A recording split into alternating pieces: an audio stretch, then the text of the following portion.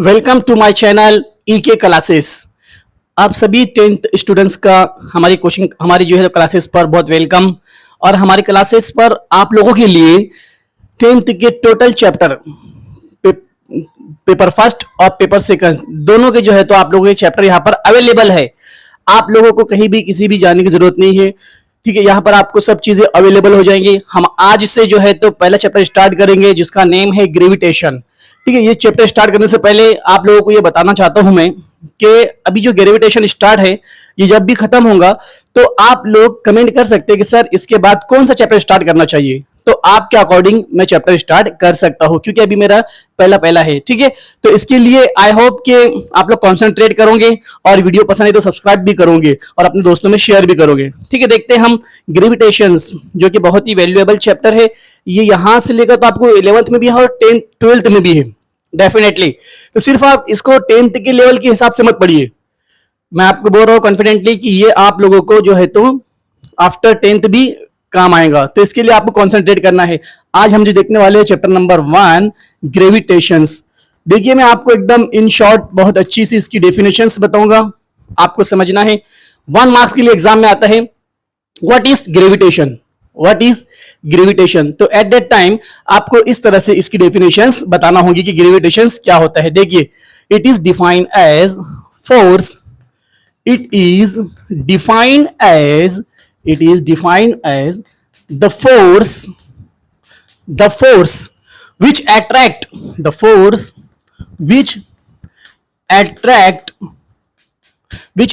any two body या object, any two object या body with mass, any two objects और कॉस में लिख सकते हैं आप, या bodies with mass is called gravitations. इसे ग्रेविटेशंस कहते हैं, इसे ग्रेविटेशंस कहते हैं। देखिए क्या है, एकदम कॉमन सेंस में है ना इसकी डेफिनेशंस। एग्जाम में 1 मार्क्स के लिए आता है, एग्जाम में 1 मार्क्स के लिए आपको आएगा कि व्हाट इज ग्रेविटेशन। आपके 10th के एग्जाम में, बोर्ड के एग्जाम में व्हाट इज ग्रेविटेशन, या फिर ऐसे भी आ सकता है डिफाइन ग्रेविटेशन। ग्रेविटेशन क्या है, इसको डिफाइन कीजिए। तो देखिए, ग्रेविटेशन को इस तरह से आपको डिफाइन करना है। It is defined as the force which attract any two bodies या any two object with mass मतलब उनके मास के साथ साथ वो एक दूसरे को अट्रैक्ट करते हैं। That is called gravitation. हम कह सकते हैं कि उन दोनों के बीच में ग्रेविटेशन फोर्स ऑफ अट्रैक्शन है। Is it clear? कितना सिंपल सा है। ग्रेविटेशन मींस दो बॉडी के बीच में या दो ऑब्जेक्ट के बीच में जो फोर्स होता है उसको बोलते हैं ग्रेविटेशन। देखिए, वो फोर्स उन दोनों को क्या करता है, पुल करता है, एक दूसरे की तरफ अट्रैक्ट करता है ना, एक दूसरे की तरफ क्या करता है, अट्रैक्ट करता है, उसको बोलते हैं ग्रेविटेशन। आई थिंक 1 मार्क्स के लिए आप इसको इजीली कर सकते हो। इसके ऊपर बहुत सारे मतलब हम आगे डिस्कस देखेंगे, बट अभी फिलहाल आपको इतनी डेफिनेशंस वैल्यूएबल है जो आपके लिए बोर्ड के एग्जाम में अगर आती है तो आप उसको लिख सको आसानी से। ठीक है, सेकंड हम देखते हैं फोर्स। जो सेकंड कॉन्सेप्ट आपके बुक्स में है फोर्स एंड मोशन, ऐसे ही ना, फोर्स एंड मोशन। लेकिन हम एक एक की डेफिनेशन देखते हैं। फोर्स पहले देखते हैं यहाँ पर, फोर्स किसको बोलते हैं। ठीक है, देखिए फोर्स किसको बोलते हैं। तो फोर्स क्या होता है पता है आपको, अच्छे से पता है कि किसी भी चीज को पुश करना या अपने तरफ पुल करना, कोई भी ऑब्जेक्ट को। तो आप इसको इस तरह से डेफिनेशन बयान कर सकते हो कि इट इज डिफाइंड एज, इसको इस तरह से डिफाइन करते हैं, पुश और पुल ऑन ऑब्जेक्ट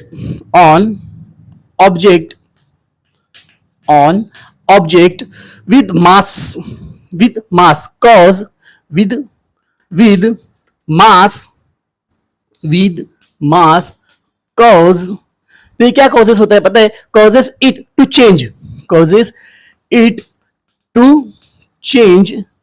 देखिए, causes it to change its velocity। क्या होता है, its velocity मतलब उसकी velocity को चेंज करता है। its velocity is called force। मैं आपको और दूसरी डेफिनेशन बताता हूं एकदम सिंपल सी, बट लेकिन पहले आप ये समझिए। देखिए, फोर्स क्या होता है? Force is defined as, force को इस तरह से डिफाइन करते हैं, 1 मार्क्स के लिए एग्जाम में ये भी आ सकता है, what is force, define the force. तो आप लोग बोल सकते हो फोर्स इज पुश और पुश और पुल। पुश जो हम किसी चीज को ढकेलते हैं, या पुल जो उसको अपनी तरफ खींचते हैं। किसी को ढकेलना है या किसी को खींचना है, ठीक है, ऑन ऑब्जेक्ट, किसी भी ऑब्जेक्ट के ऊपर। देखिए यहाँ पे कोई चीज है नहीं अवेलेबल, मैं तो आपको बताता था, अगर मैं उसको ढकेल रहा हूं या उसको उस ऑब्जेक्ट को अपनी तरफ खींच रहा हूं विद मास, उसके मास के साथ, तो ये क्या कॉजेस होंगे मालूम? Causes it to change its velocity, तो उसकी वेलोसिटी चेंज होंगी, उस ऑब्जेक्ट की वेलोसिटी चेंज होती है फोर्स की वजह से, फोर्स की वजह से। अगर आपको ये डेफिनेशन थोड़ी कॉम्प्लिकेटेड लगती है, ठीक है, नहीं समझ में आ रहा आपको, तो आप इन शॉर्ट इतना भी लिख सकते हो, फोर्स मींस पुश और pull on the body is called force. Exam में आप ऐसा भी लिख सकते हो डेफिनेटली, कि फोर्स ये बताना है कि एक्चुअल है क्या। अब देखिए मैं आपको दूसरी डेफिनेशन बताता हूँ, फोर्स मींस क्या होता है। फोर्स मींस, देखिए ये एक है, आप इस तरह से भी लिख सकते हो, फोर्स मींस एक्शन। देखिए अब किसके अगेंस्ट में एक्शन होगा? Force means action which changes, क्या करेंगे? जो कि विच चेंजेस और मेंटेन, या तो चेंज करेंगे वो फोर्स या तो मेंटेन करेगा किस चीज को? Motion of the object, motion of object. I hope कि आपको ये समझ में आएगा, is called force, is called force. देखिए फोर्स मींस एक्शन, ऐसा एक्शन या ऐसा वर्क या ऐसा एक्ट जिससे क्या होगा? विच चेंजेस, जो कि चेंज कर सकता है ऑब्जेक्ट की position one from to another, है ना। और या तो फिर ऑब्जेक्ट को एक ही लेवल पर मेंटेन करने के लिए भी फोर्स लगती है, ऑब्जेक्ट को एक ही पोजीशन पर मेंटेन करने के लिए भी फोर्स लगती है, उसको बोल, ठीक है, जो एक्शन लगता है उसको बोलते हैं फोर्स, ताकि वो उसका मोशन जो है तो ऑब्जेक्ट का मेंटेन हो सके, या तो फिर ऑब्जेक्ट के मोशन को चेंज करने के लिए जो एनर्जी अप्लाई होती है उसको बोलते हैं फोर्स। Is it clear? यहां पर फोर्स की दो डेफिनेशन अवेलेबल है। उसके बाद बुक्स में आपका जो अगला कॉन्सेप्ट है, मैं आपको ये नहीं समझाऊंगा ना, तो एक बार फिर और इन शॉर्ट आपको बताऊंगा। अभी एक एक बार देखते हैं, अगर मे बी पॉसिबल कि फर्स्ट टाइम में ही आपको ना समझ में आए, तो इसके लिए आप लोग एक बार सब मुझे बताने दीजिए, फिर उसके बाद मैं और आपको इन शॉर्ट बता सकता हूँ रिटर्न से। इन शॉर्ट देखिए नंबर 3 पॉइंट्स बुक के अकॉर्डिंग क्या है? मोशन। मोशन से रिलेटेड 1 मार्क्स के लिए आता है, व्हाट इज मोशन, 1 मार्क्स के लिए बोर्ड के एग्जाम में। मोशन क्या है बताइए? तो आप बोल सकते हो motion is a change in position of object. क्या बोल सकते हैं आप? Motion is change in, motion is a change in position of object. देखिए क्या बता रहा है? With respect to time, with respect to time, with respect to time, मतलब एकदम कॉमन सेंस में टाइम के साथ साथ जो है तो पोजीशन में चेंजिंग होंगी। जैसे जैसे टाइम चेंज होगा वैसे वैसे पोजीशन अगर ऑब्जेक्ट की चेंज होती है, तो उस वक्त हम बोल सकते हैं कि this object is available in the motion form, कि ये ऑब्जेक्ट मोशन फॉर्म में अवेलेबल है। Is it clear? मतलब बोर्ड पे लिखा है, देखिए आप लोग, motion is a change in position, मतलब किसी भी पोजीशन में चेंज। कब? ऑब्जेक्ट की किसी भी पोजीशन में चेंजिंग होती है। कब? With respect to time, time के साथ साथ। जैसे जैसे टाइम इंटरवल टाइम चेंजिंग होते रहेगा, वैसे वैसे ऑब्जेक्ट की पोजीशन में चेंजिंग होते रहेंगी। ऑब्जेक्ट की पोजीशन में, ऑब्जेक्ट की कंडीशंस में, ऑब्जेक्ट की स्टेट में चेंजिंग होते रहेंगी, उसको बोलते हैं मोशन। यहां पर 4 टाइप्स के मोशन अवेलेबल है होते हैं, लेकिन मैं आपको सिर्फ 1 टाइप का मोशन बताने वाला हूं जो कि आपके बुक्स में है। 4 टाइप का आप कैसे होता है आप समझ सकते हो। देखिए एक मोशन है, आई थिंक रेक्टिलिनियर मोशन, एक ये होता है, एक रोटेशनल मोशन होता है, एक पीरियोडिक मोशन होता है। ये तीनों मोशन हमको नहीं देखना है, जो मोशन हमको देखना है यहाँ पर सर्कुलर मोशन, सर्कुलर मोशन, ये हमारा मेन पॉइंट है। टोटल कितने मोशन? 4 मोशन है, 4 मोशन होते हैं, लेकिन आपको वो 4 मोशन नहीं देखना है। ना पीरियोडिक मोशन देखना है, ना रोटेशनल मोशन देखना है, ना रेक्टिलिनियर मोशन देखना है। ये तीनों मोशंस आपको अभी 10th में नहीं देखना है। देखो ये मोशन से है तो, लेकिन ये कहां होंगे फिर 11th और 12th में है, लेकिन आपको यहां पर 10th में सिर्फ सर्कुलर मोशन है। कौन सा मोशन है? Circular motion. देखिए ये भी बोर्ड के एग्जाम में आता है 1 मार्क्स के लिए। What is circular motion? What is circular motion? तो आप उस वक्त बोल सकते हो circular motion, it is defined as the moment of object. Circular motion is a moment of object, किसके तरफ? Moment of object in circular path. क्या बोलेंगे आप?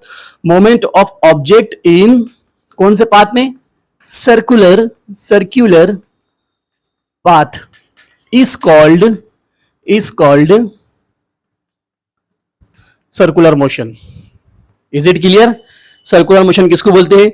Circular motion is a motion, moment of object, किसी भी object का moment, उसका motion, ठीक है, उसका जो है तो to and fro, up and down, इधर उधर होने का जो स्टाइल है, जो इसका चेंजिंग पोजीशन है, वो किसमें होना चाहिए? इन सर्कुलर पाथ। सर्कुलर वे, पाथ मीन्स होता है वे, इस रास्ते से या इस सेंस में होना चाहिए, तो उसको बोलेंगे हम कि ये सर्कुलर मोशन हो रहा है।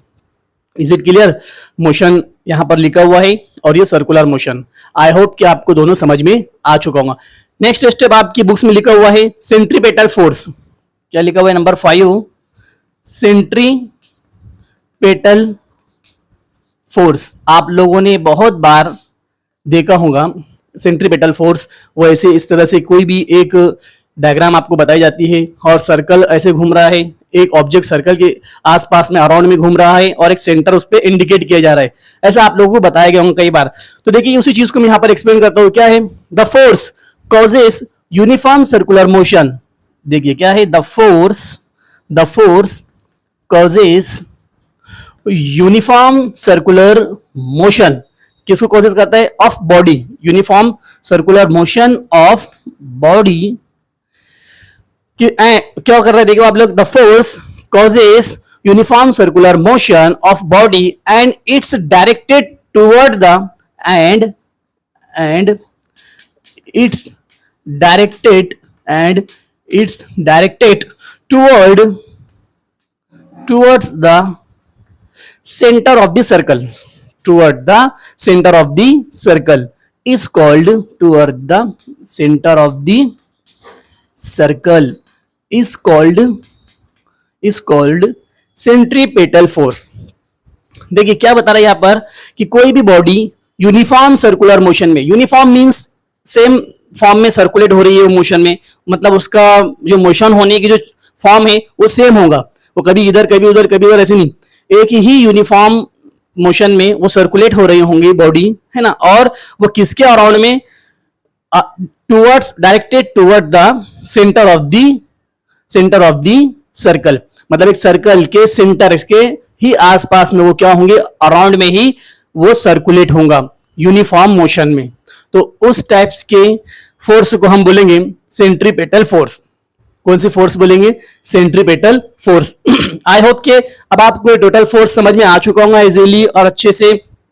अब इसके बाद देखिए आप लोगों के सामने सब डेफिनेशन है, आप इसका स्क्रीनशॉट भी ले सकते हो अगर लेना है तो, ठीक है।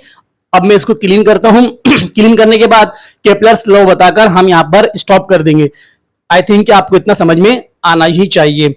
देखते हैं केपलर्स लॉ। नेक्स्ट स्टेप है केपलर्स लॉ। इसी में जो है तो ये 3 मार्क्स के लिए आता है एग्जाम में, लेकिन अब आप बोलोगे 3 मार्क्स के लिए आता है तो कैसे आता है पता है आपको? जो है तो केपलर्स लॉ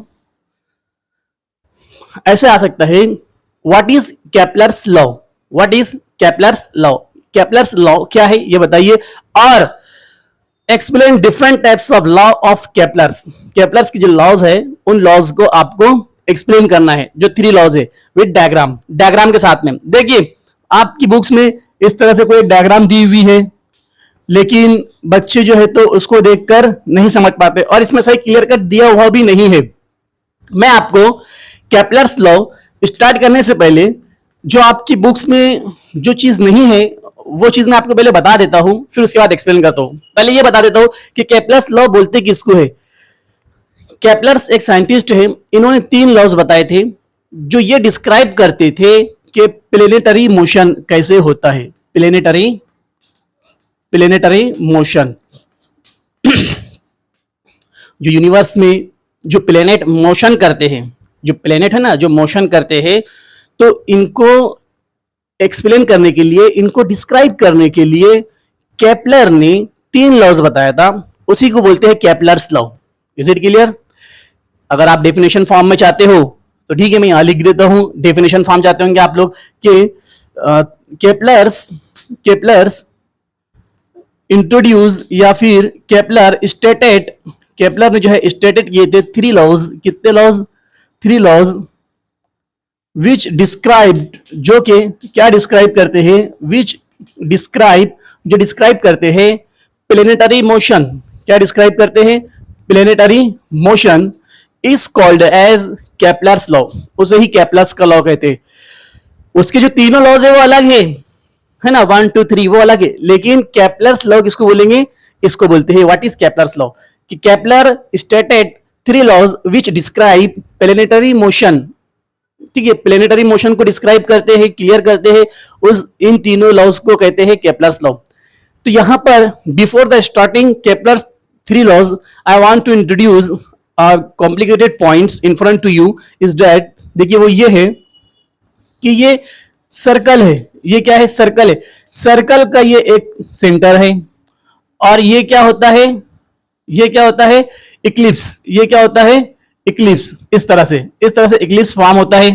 ये इक्लिप्स फॉर्म हो रहा है, देखिए। और ये सर्कल है। ये सर्कल का क्या है? सेंटर। इस सेंटर को बोलते हैं फोकस। इस सेंटर को क्या बोलते हैं? फोकस। लेकिन जो इलिप्स होता है, इसके ये ज्यादा इस साइज में होने की वजह से इस पर 2 फोकस होते हैं। इनको बोलते हैं फोकाई। इनको क्या बोलते हैं? फोकाई। आई होप कि आपको समझ में आया होगा। अगर एक डॉट है, सेंटर में एक डॉट है, एक सर्कल बना हुआ है, उस सर्कल में ये सेंटर बना हुआ है, इस सेंटर को जो है तो साइंटिफिक लैंग्वेज बोलते हैं फोकस। और अगर इलिप्स, ये इस तरह से इलिप्स बना हुआ है, इस इलिप्स पर इस तरह से 2 डॉट होते हैं जो कि बहुत ही मेजर डिस्टेंस पे होते हैं, जो बहुत ही दूर दूर फासले पर होते हैं, डिस्टेंस पर होते हैं। इन दोनों का डिस्टेंस, ये फोकाई का डिस्टेंस ये 2 है, तो ये मतलब जो है तो पिलुलर है, मतलब ज्यादा है ना एक से, तो इसके लिए इसको फोकाई बोलते हैं। फोकाई और फोकस एकदम कॉम्प्लिकेटेड पॉइंट है। आई होप कि आपको समझ में आया होगा। तो अब मैं आपको बताता हूं यहां पर ये क्लीन करके, इतना तो आपको समझ में आ ही गया होगा फोकाई किसको बोलते हैं और फोकस किसको बोलते हैं, क्योंकि इससे ज्यादा साधारण तरीका तो आपके पास बुक्स में भी अवेलेबल नहीं है, आप ऐसे ही समझ सकते हो। अब देखिए केपलर ने क्या बताया फर्स्ट लॉज में। केपलर्स फर्स्ट लॉज में देखते हैं क्या है। देखिए इन्होंने क्या बताया, ऑर्बिट ऑफ अ प्लेनेट, क्या इंट्रोड्यूस किया उन्होंने? Orbit of a planet, orbit of a planet is an ellipse, is an ellipse with sun, with sun at the one of the foci, at the one of the foci। देखिए हमारे ये scientist जो है इन्होंने कहा है कि जो फर्स्ट रूल है, जो फर्स्ट लॉज है वो ये है कि जो प्लेनेट का जो ऑर्बिट होगा वो एलिप्स होगा। क्या होगा वो? एलिप्स। इस तरह से, ठीक है, वो एलिप्स होगा। ये एलिप्स है। और एक फोकाई पर, वन ऑफ द फोकाई, मतलब फोकाई में से एक फोकाई पर क्या होगा? सन। एक फोकाई पे क्या होगा? सन। इसको डिनोट इस तरह से करेंगे। और जो एलिप्स है, एलिप्स पर क्या होगा? अर्थ। एलिप्स पे क्या होगा? अर्थ। It is the first law. First law of Kepler describe one main thing is that sun is located at one foci या one focus, और earth is located around the on the ellipse. ellipse पर जो है तो अर्थ होता है, और ये यहां पर एक फोकाई पर, एक फोकस पर सन होता है। ये फर्स्ट लॉज है और कुछ भी नहीं है, बुक्स में नहीं बना हुआ ऐसा आप लोगों के पास नहीं। It is first laws. ठीक है। अब ये फर्स्ट लॉज, और आपको बता दूं कि ये जो होता है ना, ये इसको इलिप्स बोलते हैं। इसको क्या बोलते हैं? इलिप्स। आपकी समझ के लिए, जिसपे प्लेनेट, प्लेनेट देखो ये प्लेनेट है ना, ये प्लेनेट है, यहां पर देखो दिख रहा है, होता है ऐसा। पहला लॉज है हमारे अकॉर्डिंग टू केपलर्स के। अब केपलर्स ने सेकंड लॉ क्या इंट्रोड्यूस किए पता है आपको? देखो सेकंड क्या बताया इन्होंने, केपलर्स सेकंड लॉ। देखिए केपलर्स क्या बता रहे हैं इनके सेकंड लॉज के बारे में। यहां पर केपलर्स ये इंट्रोड्यूस कर रहे हैं सेकंड लॉज के बारे में। द लाइनिंग मैं लिख के पहले आपको बता देता हूं, ये डिस्टर्ब कर सकता है, पर देख लेते हैं। The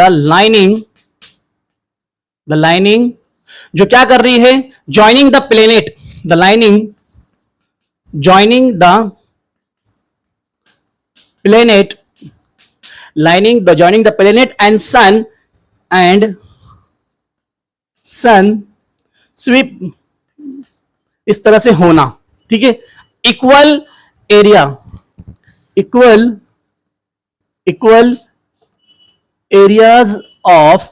areas in equal interval of time, in equal interval of time. ये सेकंड लॉज है। देखिए सेकंड लॉज में क्या बता रहे हैं केपलर्स बोल रहे हैं कि ये इस तरह से एलिप्स है, ये इस तरह से एलिप्स है। ठीक है, ये एलिप्स है और यहां पर सन है, यहां पर सन है, और ये एक लाइन है जिसको वेक्टर भी बोलते हैं। कौन सी लाइन बोलते हैं? वेक्टर लाइन भी बोलते हैं, बुक्स में नहीं दिया हुआ है। और ये यहां पर अर्थ है। ठीक है, तो ये अर्थ का ए पॉइंट है। अर्थ का क्या है? ए पॉइंट है। ये हटा देता, मैं कंफ्यूज हो जाएंगे आप लोग। ये अर्थ का ए पॉइंट है और यहां पर सन है। ठीक है, तो ये लाइन जो ज्वाइनिंग कर रही है सन को और अर्थ को, उसको बोलते हैं वेक्टर लाइन। तो ये ज्वाइनिंग कर रही है, बोर्ड पे लिखा हुआ है। एंड अब वो क्या होगा, यहां से स्वीप होकर वो यहां पर आती है अगर, ठीक है, इतना डिस्टेंस ट्रेवल करती है, ये ए पोजीशन से अर्थ जो है यहां तक का आती है, इसको हम बी कंसीडर करते हैं। Is it clear? और देखिए यहां पर ये यहां पर अर्थ अगर यहां पर अवेलेबल है, हम इसको सी से डिनोट करते हैं, और ये यहां पर ये अर्थ यहां से होकर ये यहां पर डी तक आता है। तो केपलर्स के अकॉर्डिंग, केपलर्स ने ऐसा कहा है कि ए बी का जितना डिस्टेंस है, मतलब यहां से अर्थ यहां बी पोजीशन तक का जाने के लिए जितना डिस्टेंस जाने के वास्ते टाइम रिक्वायर होगा, उतना ही यहां से अर्थ को यहां पर आने के लिए टाइम डिस्टेंस जो है तो टाइम रिक्वायर होगा। सी से लेकर डी तक आने के लिए जितना भी डिस्टेंस है, इसको जितना भी टाइम लगेगा, और इससे लेकर यहां तक का आने के लिए जितना भी टाइम लगेगा, दोनों टाइम क्या होंगे? इक्वल होंगे। क्या होते हैं? इक्वल होते। तो आप इसको इस तरह से भी इंट्रोड्यूस कर सकते हो। देखिए किस तरह से, अगर ये आप ऐसे भी बोल सकते हो कि A B is equal to C D. ठीक है, और ऐसा भी बोल सकते हो आप लोग कि A S B is equal to C S D, is equal to C S D. ठीक है, इनका जो डिस्टेंस है सन से अर्थ, अर्थ से एक पॉइंट से दूसरे पॉइंट, तो ये जो डिस्टेंस है इसमें सब में चेंजिंग होती है, लेकिन डिस्टेंस जितना ट्रैवल होगा जितने टाइम में, उतना ही डिस्टेंस यहां भी ट्रैवल होगा। डिस्टेंस जो है तो ट्रैवल होगा उतने ही टाइम में। आई होप कि आपको समझ में आ गया होगा, और आना ही चाहिए। ये बहुत सिंपल से लॉज है। देखिए आप लोग बुक्स में एक साथ बने हुए हैं ना, इसलिए आपको समझ में नहीं आता है। देखिए यहाँ पे सन लोकेटेड है, यहाँ पे सन क्या है? लोकेटेड दिख रहा है, यहाँ पे अर्थ है, ये इस तरह से सर्कुलेट हो रहा है। तो यहां से यहां तक का और यहां से यहां तक का जितना भी डिस्टेंस कवर होगा, सेम टाइम दोनों के लिए लगेगा। थर्ड लॉज देखते हैं, लास्ट और third laws, number third, Kepler's third law देखते हैं उसमें क्या इंट्रोड्यूस किया उन्होंने। थर्ड लॉ बिल्कुल ये तो और इजी है। इसमें सिर्फ आपको दो चीजें बताना है। स्टेटमेंट आपके सामने लिखा हुआ होगा, सिर्फ दो चीज आपको ये बताना है कि square of period of revolution, क्या बताना है आपको? सिर्फ period of revolution is directly proportional to distance of planet from the sun। Simple, जिसको क्यूब फॉर्म में लिखेंगे। देखिए is directly proportional to cube of distance of planet from the sun. आप जो है तो सेंटेंस देख लीजिए, आपके सामने स्क्रीन पे लिखा होगा पूरा सिस्टम। तो यहां पर अब आपको क्या बता रहे थे कि पीरियड ऑफ रिवॉल्यूशन, अगर इसका पीरियड ऑफ रिवॉल्यूशन मतलब टी स्क्वायर है और ये डायरेक्टली प्रोपोर्शनल है ये किसको बोलते हैं? डायरेक्टली प्रोपोर्शनल का सिंबल होता है। इसके बारे में आपको और कॉन्सेप्ट बताऊंगा ग्रेविटेशनल लॉज में, लेकिन अभी यहां इतना ही देखते हैं। T square is directly proportional to, और जो आर जो है ना, आर ये डिस्टेंस है, आर क्या है? डिस्टेंस, और टी क्या है? टाइम। पीरियड ऑफ रिवॉल्यूशन, ये क्या है? पीरियड ऑफ रिवॉल्यूशन, और ये डिस्टेंस आर होता है। डिस्टेंस क्या होता है? आर होता है। तो डिस्टेंस को यहां पर क्यूब में डिनोट कर रहे हैं। तो period of revolution is directly proportional to the distance of the planet from the sun, distance of the planet from the sun। इस तरह से ये होता है, मतलब थर्ड लॉज। आप इसको यहां पे ये जो डायरेक्टली प्रोपोर्शनल है ना, ये डायरेक्टली प्रोपोर्शनल को आप हटाने के लिए कांस्टेंट यूज करते हो, ये रूल्स होता है। तो देखिए यहां पर आप इस तरह से भी हो सकता है, ये sentence is equal to T square upon R cube is equal to K. K is constant, K is constant। Is it clear? ये थर्ड लॉ थे, टोटल 3 लॉज थे। इसमें मैं आपको एक बार और रिपीट करता हूं, 3 मार्क्स के लिए एग्जाम में आ सकता है। What is Kepler's law? Kepler's law क्या है उसको एक्सप्लेन कीजिए, और explain 3 types of Kepler's law या all 3 laws of Kepler's with diagram. तो आपको डायग्राम बनाकर एक्सप्लेन करना होगा। ये 2 की डायग्राम आप बना लोगे तो तीसरा भी उसी में इंडिकेट हो जाता है। ठीक है, आई होप कि वीडियो आपको अच्छी लगी होंगी, और मेरा फर्स्ट टाइम है, कुछ हो सकता है कि टीचिंग में पॉइंट्स आगे पीछे हुए होंगे, तो मैं आपको स्क्रीन पर उसको लिख कर दे दूंगा। बाय द वे, अगर आपको कुछ और तरीके से समझना है या कुछ और डेफिनेशन चाहिए किसी की, तो आप मुझे बोल सकते हो, मैं आपको डेफिनेशंस आपको रिप्लाई कर सकता हूँ या इसकी नोट्स भी प्रोवाइड कर सकता हूँ। चैनल अच्छा लगा होगा तो प्लीज सब्सक्राइब कीजिए, अपने दोस्तों में शेयर कीजिए, और आपकी जो कॉलेज के स्कूल के जो और स्टूडेंट्स होंगे उन्हें भी हमारे ग्रुप में हमारे चैनल पर सब्सक्राइब कीजिए। Wish you best of luck.